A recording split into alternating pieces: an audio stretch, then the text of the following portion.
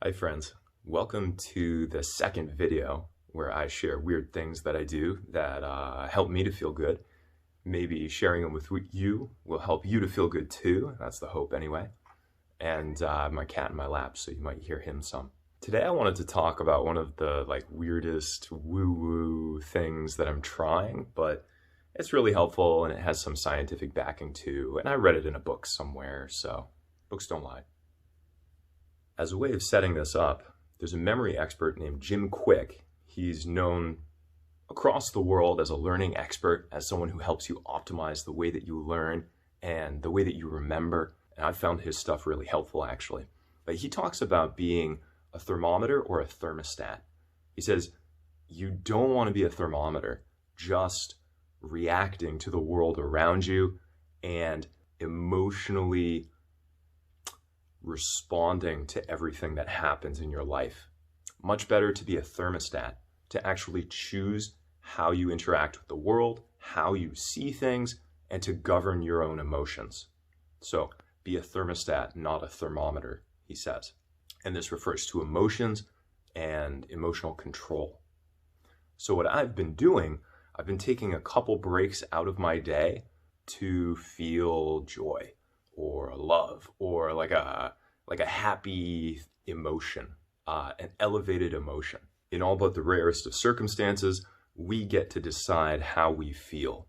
We're the boss of our own body and of our own mind. I've been reading a book called Becoming Supernatural by Joe Dispenza, and it's tripping my skepticism a little bit, but it's also making some very interesting points. It's talking about things like meditation. It's getting into some Eastern spiritual, mystical sorts of ideas. And as much as possible, it's backing it up with Western science. The author talks about a study that he ran at one of his workshops. And yeah, I know it's one of his workshops, so take it with a grain of salt. But they measured biomarkers for the immune system, and they found that having the subjects meditate and focus on a positive emotion like joy, this increased their biomarkers for the immune system. IgA, so immunoglobulin, I believe. It increased that, and it actually lowered cortisol, the stress hormone. In 4 days, they achieved a pretty big result, measurable.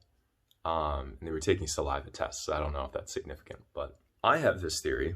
Perhaps we can counteract the stress that we feel throughout the day by choosing to fixate on a positive emotion for just a little bit of time.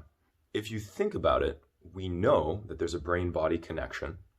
If somebody takes a depressed or a defeated posture, then they begin to feel depressed or defeated, right?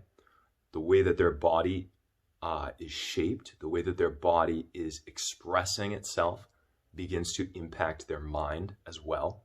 So it stands to reason that the way that the mind feels would be expressed in the body. So if I start to feel elevated, happy emotions, if I think positive, if I don't worry and be happy, then that impacts my physicality. It impacts my body and the way that my body expresses itself. So I felt more relaxed. I felt more positive. I felt happier, which I think also translates to being more relaxed, to being calmer. All this to say, try taking some time out, 2 or 3 minutes, and feel joy or feel love, feel happiness. Choose to feel an emotion that will be helpful and productive for you. You can think of it as meditation, or you can just think of it as time out from the rest of your day. But try it. See if it helps.